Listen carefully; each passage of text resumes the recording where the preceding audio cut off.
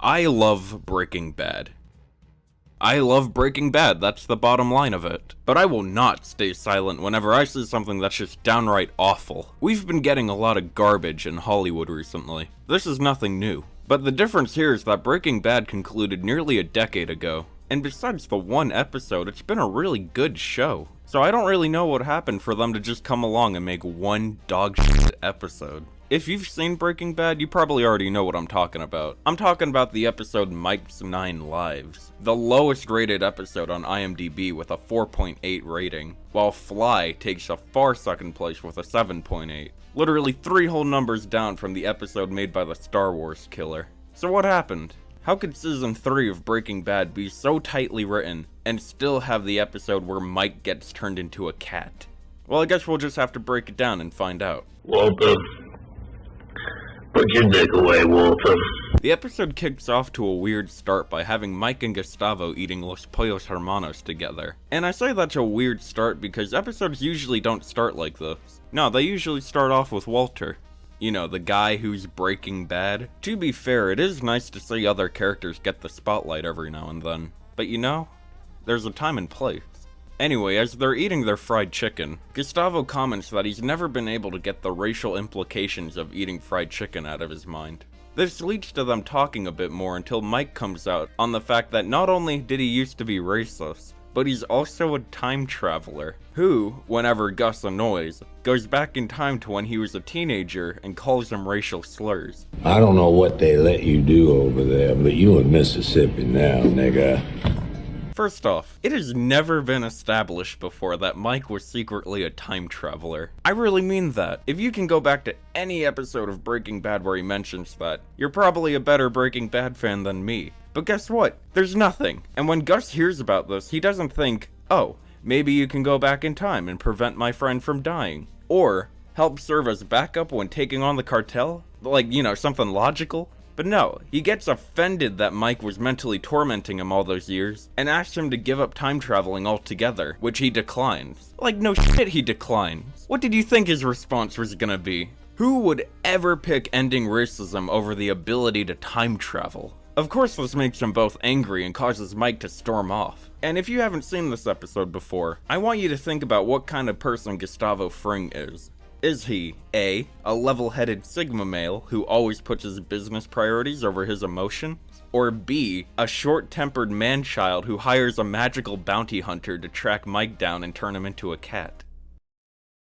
You understand why this is the worst episode on IMDb now, right?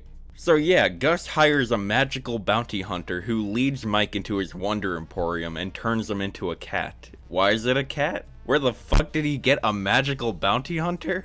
I don't know. They never explain anything. It just happens. So Mike is a cat now, and obviously he goes back to Gustavo to be turned back to normal, but Gustavo tells him that unless his heart truly gives up on time travel, then he'll stay a cat. I also want to point out that Gus in this scene only told him to stop using time travel, not to stop being racist. He then says that Mike has until midnight to give up his powers or else he'll remain a cat forever. So in a panic, he runs to Walter White and gets stuck immediately because he can only speak cat now. And because of this, Walt just assumes a random fucking kitty stumbled in, and by pure instinct buys him cat food. To Mike's fortune, it's the hard and crunchy cat food that he uses to spell out, "Gus turned me into a cat, I'm Mike." Can you imagine if he was given the soft, gross cat food instead? But I guess the episode's lazy writing kept that from happening.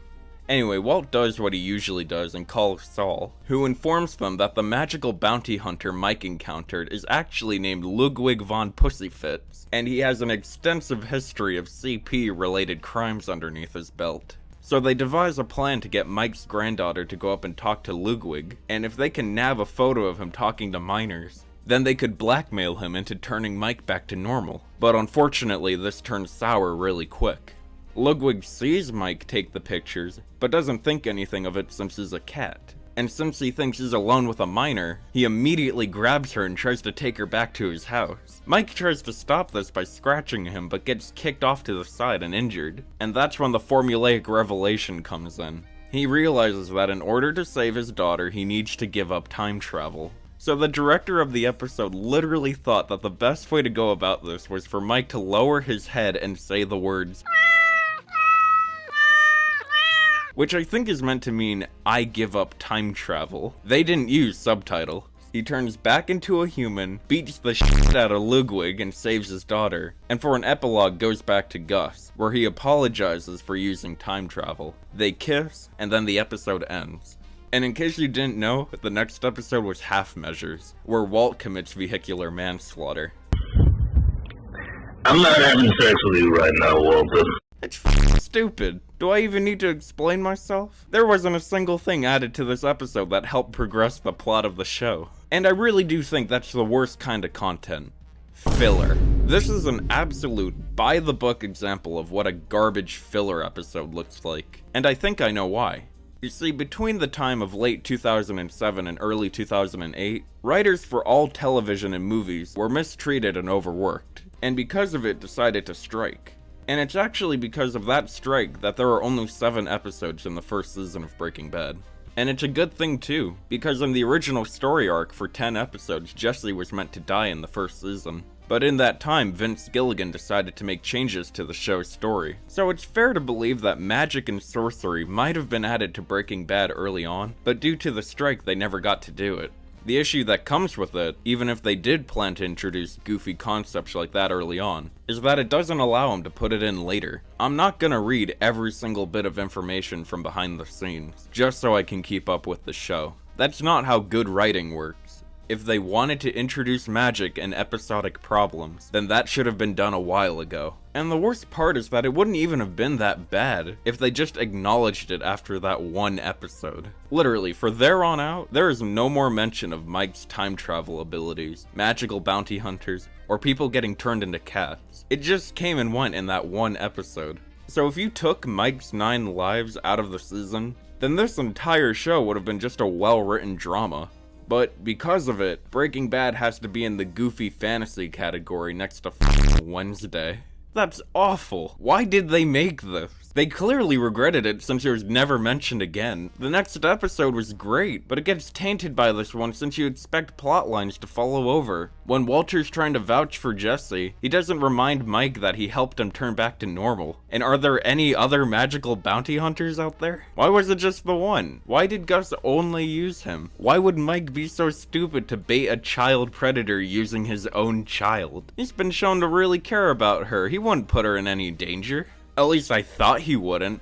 Apparently he doesn't give 2 shits. I feel like I'm the only one who has a problem with this.